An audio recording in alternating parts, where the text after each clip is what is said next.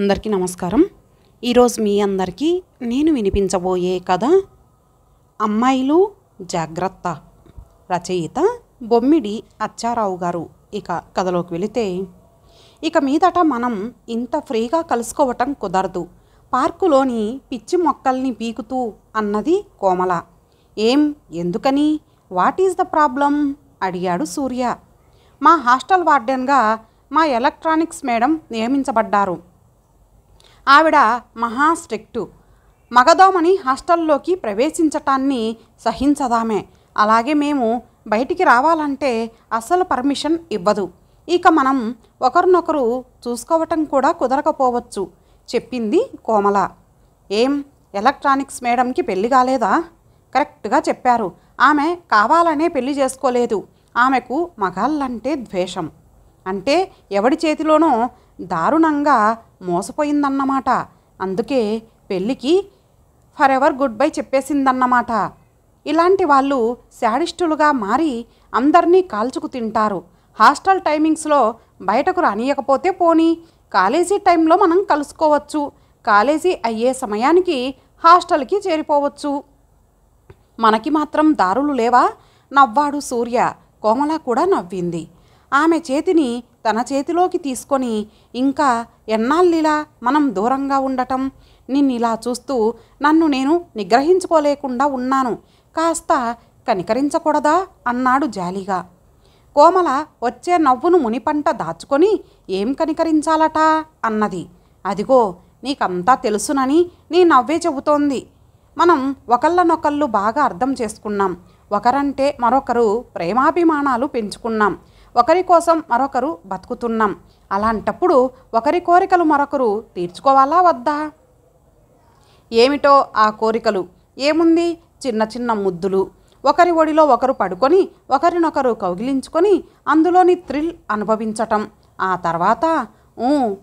తర్వాత చెబితే కోప్పడతారేమో. పడన్లే చెప్పు. ఆ తర్వాత స్త్రీ పురుషులిద్దరూ ఎందుకు జన్మెత్తారో అది సార్థకం చేసుకోవాలి. నువ్వు నేను కలిసి ఒకటే అని రుజువు చేసుకోవాలి. ఒకటైపోవాలి. బాబోయ్, నీ మనసులో ఇన్ని కోరికలున్నాయా? ఉండకూడదా? ఇవేమైనా విపరీతమైన కోరికలా? అందరూ కోరుకునేదేగా.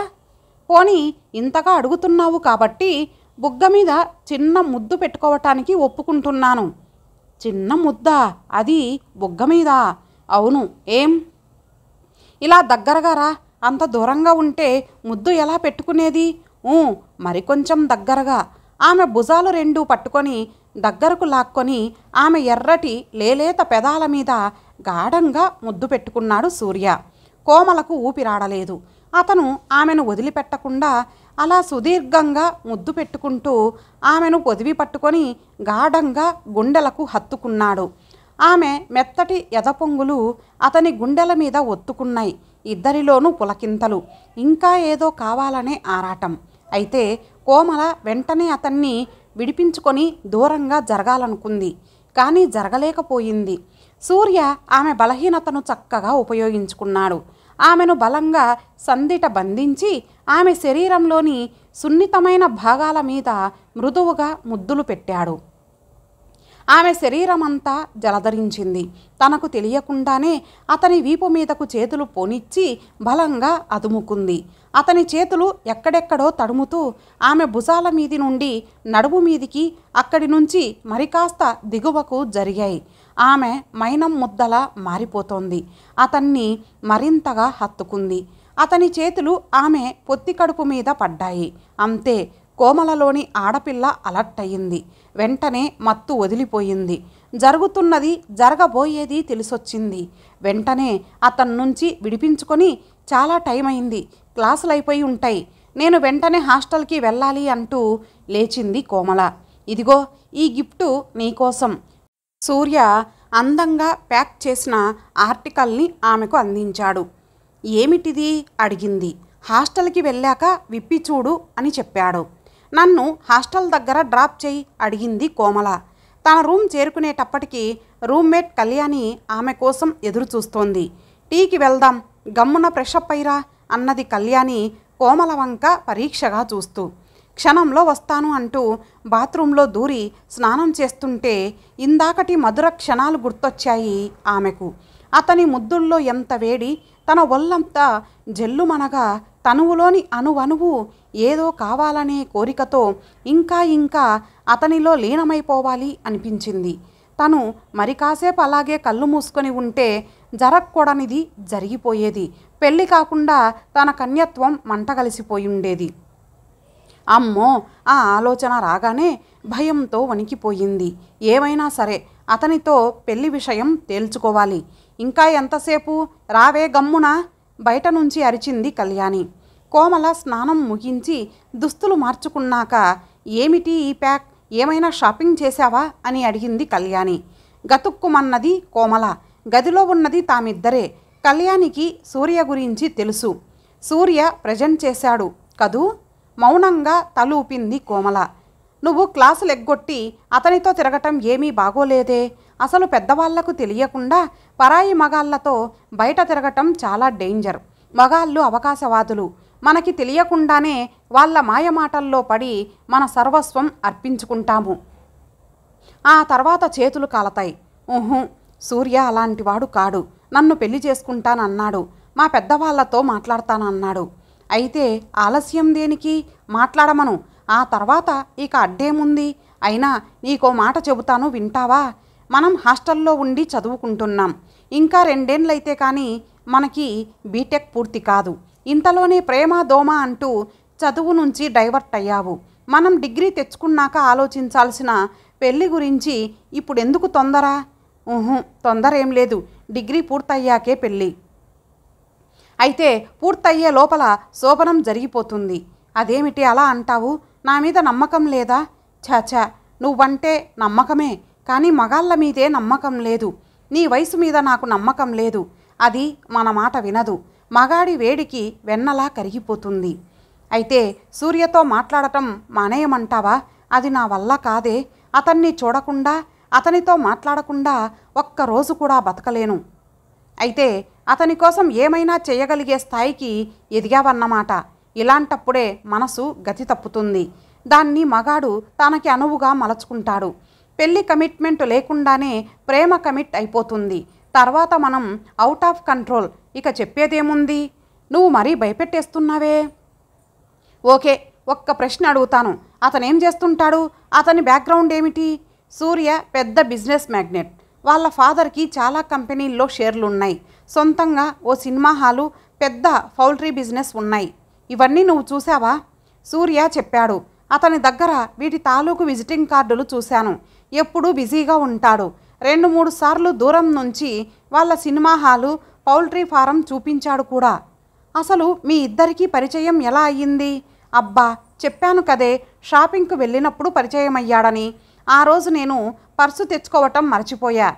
తీరా కావలసినవన్నీ ప్యాక్ చేయించుకున్నాక కౌంటర్ దగ్గర చూసుకున్నాను. షాప్ అతను ఏదోలా చూశాడు.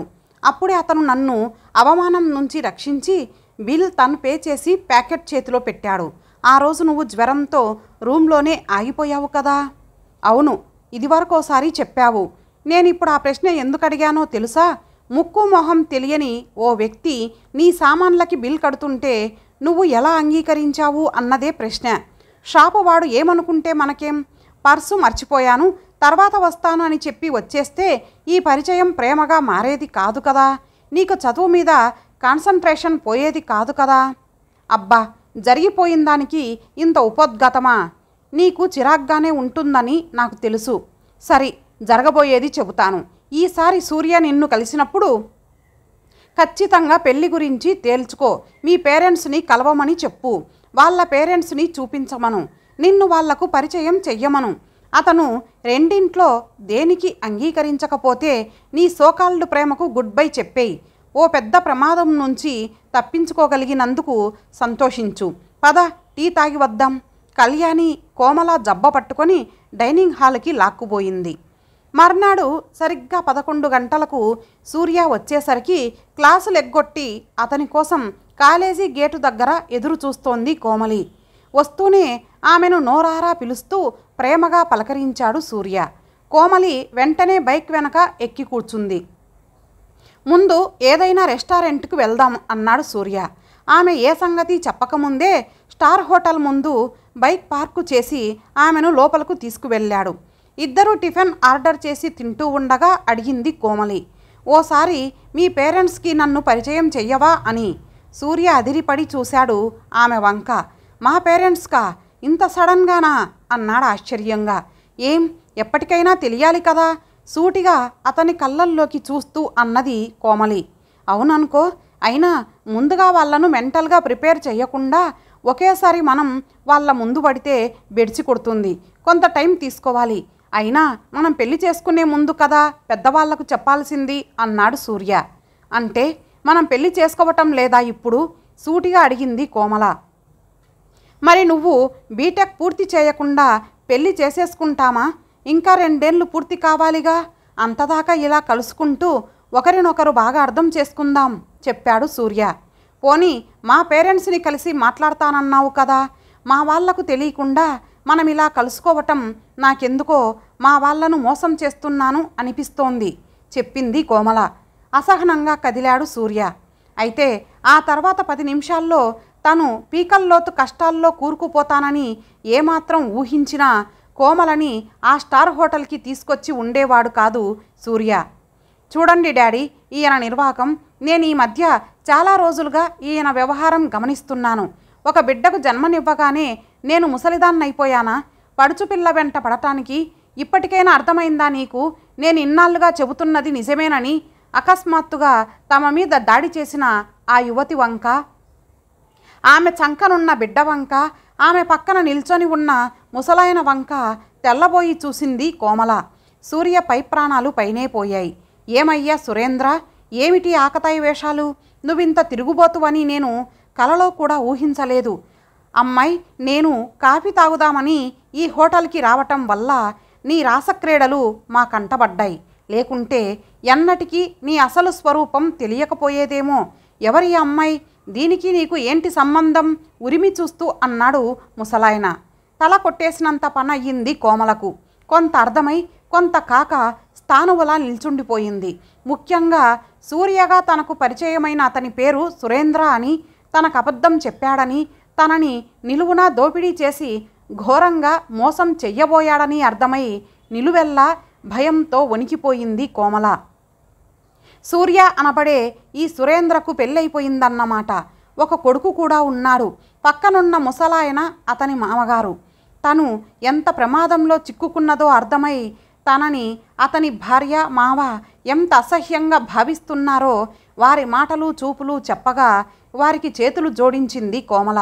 నిజంగా నాకు ఏ పాపమూ తెలీదు. ఈయన తన పేరు సూర్య అని అబద్ధం చెప్పి తనకు వివాహం కాలేదని, నన్ను ప్రాణాధికంగా ప్రేమిస్తున్నానని, మా పెద్దవాళ్ళ అనుమతితో పెళ్లి చేసుకుంటానని నన్ను నమ్మించాడు. ఇప్పుడు మీరు చెప్పే వరకు ఇతను పెళ్ళైన వాడని, నన్ను మోసం చేయటానికి సిద్ధపడ్డాడని తెలియదు. దయచేసి నన్ను అపార్థం చేసుకోకండి. ఈ క్షణమే ఇతనితో నాకున్న స్నేహం తెగిపోయింది. నేను మీకు అడ్డురాను అని గబగబా అక్కడి నుంచి పరుగులాంటి నడకతో వెళ్ళిపోయింది కోమల. కళ్యాణి ముందు చూపును మనసులోనే మెచ్చుకుంటూ పెద్ద గండం తప్పిపోయినందుకు భగవంతుడికి కృతజ్ఞతలు చెప్పుకుంటూ హాస్టల్ చేరుకుంది కోమల. ఇంతటితో ఈ కథ సమాప్తం. మరలా మరొక మంచి కథతో కలుద్దాం. అంతవరకు సెలవు. నమస్తే.